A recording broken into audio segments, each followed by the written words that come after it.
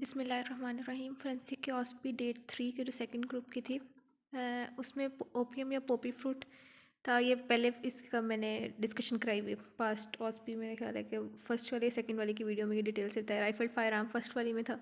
उसके बाद प्यूट्रीफाइड बॉडी का मॉडल है, उसको आइडेंटिफाई करना था। उसमें गैसेज ऑफ डीकम्पोजिशन बतानी है।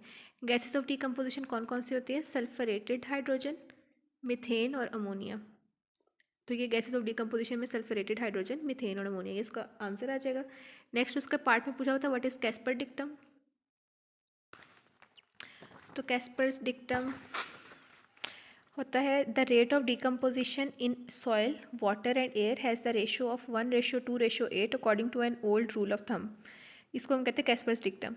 इसको ऐसे भी आप डिफाइन कर सकते हैं 1 week of putrefaction in air is equivalent to 2 weeks in water which is equivalent to 8 weeks buried in the soil given the same environmental temperature. कि अगर सेम इन्वायरमेंटल टेम्परेचर हो तो कोई भी बॉडी वो हवा में, अगर वो खुली हवा में है तो वो 1 हफ्ते में पुट्रीफेक्शन उसकी हो जाएगी।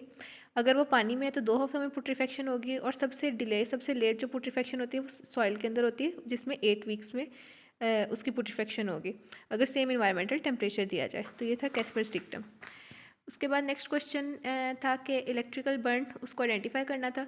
और उसमें साथ था इसका नेक्स्ट क्वेश्चन क्या था, 1 मिनट, एंटीमॉर्टम और पोस्टमॉर्टम बर्न्स का था क्वेश्चन इसके अंदर।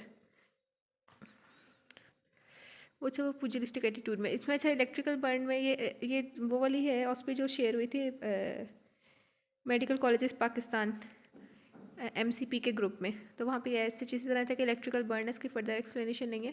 अच्छा उसके बाद पैनाडोल के फेटल डोज है और ट्रीटमेंट वगैरह की भी पहले एक कॉस्पी में मैंने बताया था। पैनाडोल की डोज क्या होती है? 500 mg की 20 मेडिसिन, ये उसकी फेटल डोज होती है। ट्रीटमेंट क्या होगी? स्टमक वॉश करना है विदिन 4 आवर्स।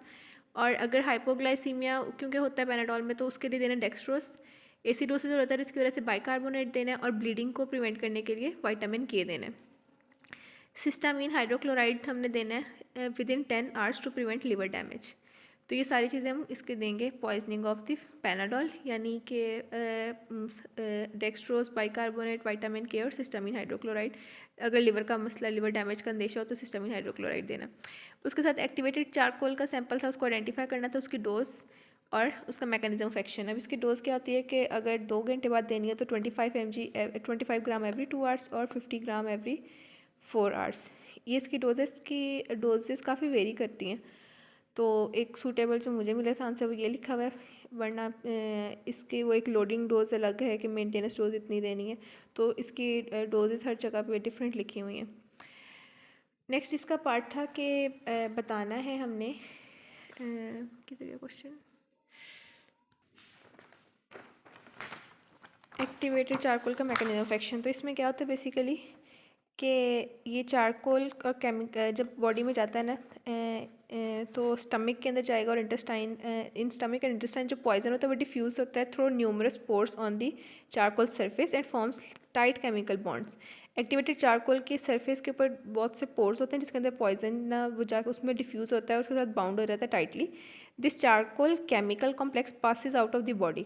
अब वो जो चारकोल और केमिकल कॉम्प्लेक्स बना है वो बॉडी से पास आउट हो जाएगा और इफेक्टिव होता है ये जो चारकोल है किस किस चीज़ में? एसिड में, अल्कलीज में, साइनाइड, आयरन और बाकी सारे पॉइजन जितने भी जो वाटर सॉल्युबल हैं। ये इफेक्टिव कब नहीं होगा? When bowel sounds are absent. तो ये सारा आ गया relevant to the activated charcoal. इसकी लिमिटेशंस वगैरह ये आई नहीं थी लेकिन कर लेते। लिमिटेशंस क्या है? कोरोसिव्स, हैवी मेटल, अल्कोहल। और डिसएडवांटेजेस क्या है? Vomiting, diarrhoea, constipation, pulmonary aspiration और इंटेस्टाइनल ऑब्स्ट्रक्शन वगैरह। That was all about activated charcoal. Next question था टाइप्स ऑफ स्कल इंजरीज़ के कौन कौन सी स्कल इंजरीज़ के टाइप ऑफ स्कल इंजरीज़ में जो फ्रैक्चर्स की बात करें तो वो लीनियर फ्रैक्चर होता है, डिप्रेस्ड फ्रैक्चर होता है, डायस्टेटिक फ्रैक्चर होता है या बेजिलर फ्रैक्चर होता है। फिर उन्होंने पूछा हुआ था गटर फ्रैक्चर क्या है। गटर फ्रैक्चर डिप्रेस्ड फ्रैक्चर का दूसरा नाम है। गटर फ्रैक्चर बेसिकली क्या होता है कि ट्रॉमा, ये it's a kind of trauma किसी भी स्कल के हिस्से पे, स्कल में किसी बोन पे होता है। It may require surgery to fix the abnormality. This fracture is sometimes accompanied by a cut in the scalp. के स्कैल्प में भी प्रॉपर कट होता है, नीचे बोन फ्रैक्चर हुए थे, काइंड ऑफ एक ओपन वोन टाइप चीज़ बन जाती है। When the depression is long, narrow and caused by a gun shot wound, doctors call it a gutter fracture. Specify क्या करती है कि जब डिप्रेशन लॉन्ग नैरो हो और गन शॉट वुंड की वजह से हो तो डॉक्टर उसको गटर फ्रैक्चर कहते हैं। ये उसकी डेफिनेशन है एज पर गूगल। ओके, नेक्स्ट है question pugilistic attitude. Pugilistic attitude में क्या होता है कि बॉक्सर लाइक बॉडी पोस्चर होता है। इसमें ना एल्बोज भी फ्लेक्स होंगी, इसमें नीज भी फ्लेक्स होंगी और क्लेंच्ड फिस्ट होती है। और इसकी वजह क्या होती है, इसकी कॉज क्या है अंडरलाइन के डिहाइड्रेशन के जब हीट होती है ना, हीटिंग के केस में तो बॉडी के टिश्यूज़ और मसल्स डिहाइड्रेशन उनकी हो जाती है और उसकी वजह से प्यूजिलिस्टिक एटीट्यूड डेवलप होता है जिसमें एक बॉक्सर लाइक बॉडी पोस्चर होता है। एल्बो की फ्लेक्शन हो जाएगी, एल्बो की फ्लेक्शन है इसका मतलब एल्बो इस तरह हो जाएगी, अगर सपोज हैंड है तो ये एल्बो हो जाएगी। और साथ ना ये लेग स्ट्रेट ऐसे होती है तो लेग की फ्लेक्शन का मतलब है कि ये इस तरह हो जाएगी लेग, ठीक है। ये नी पोर्शन है, ये फुट है तो ये लेग का ऐसे पोस्चर बन जाएगा और एल्बो का ऐसे हो जाएगा, बॉक्सर लाइक बॉडी पोस्चर बन जाता है इसके अंदर। फ्यूचरिस्टिक एटीट्यूड का पूछा हुआ था, साइंस पूछे हुए थे एंटीमॉर्टम बर्न्स के। एंटीमॉर्टम बर्न्स के साइन में आ जाता है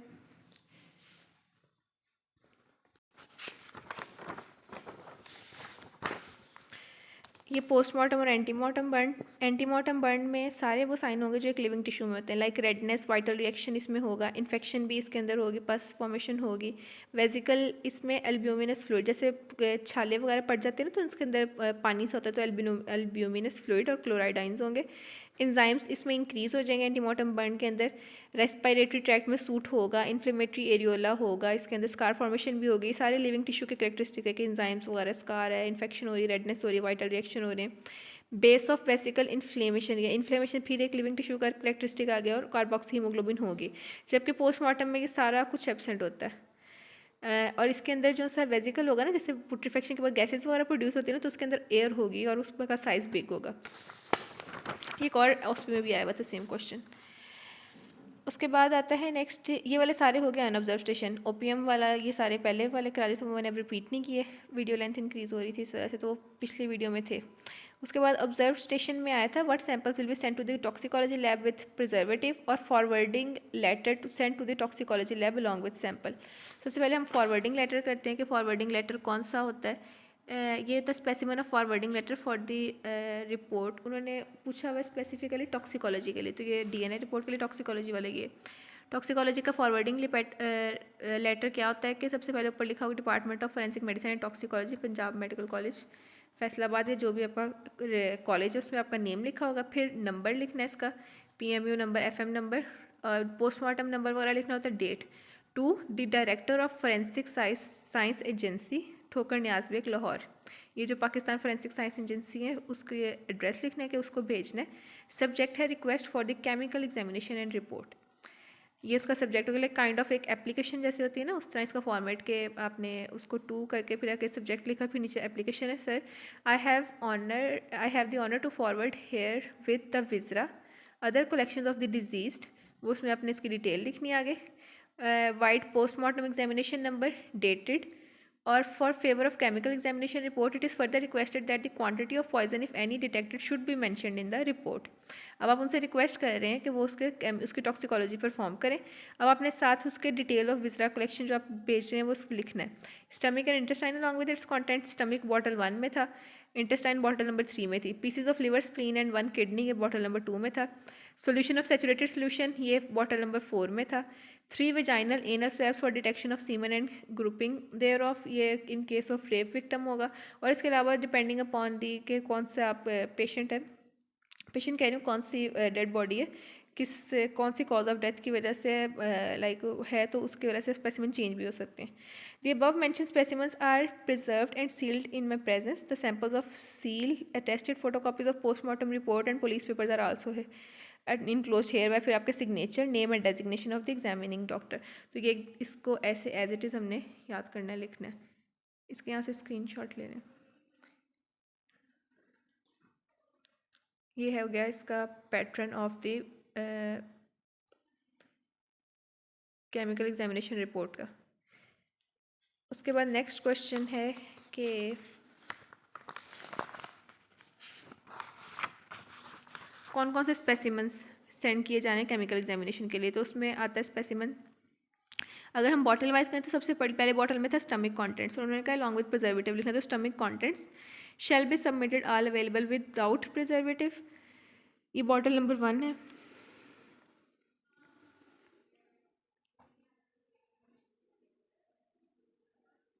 बॉटल नंबर 1 के अंदर ये हो जाएगा।